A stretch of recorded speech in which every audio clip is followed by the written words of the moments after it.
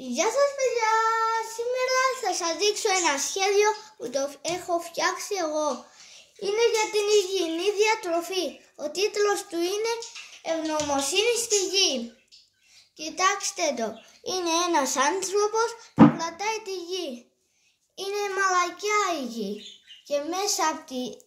Και μέσα από το μαξιλάρι βγαίνουν χέρια.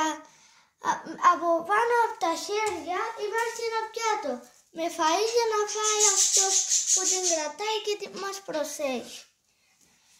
Όπως βλέπετε, την ελιά είναι εδώ.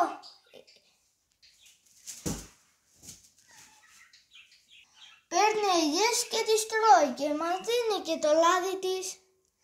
Κάντε subscribe και like. Φτάσαμε τα 100 like. Συγχαρητήρια. Με υποστηρίζετε. Μπράβο. Γράψτε κάτω στα σχόλια αν είναι ωραίο. Βλέπετε το ουράνιο τόξο και τη μύτη.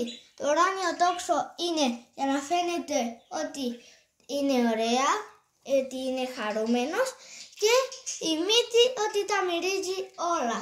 Τη φρεσκάδα της γης και όλα. Bye!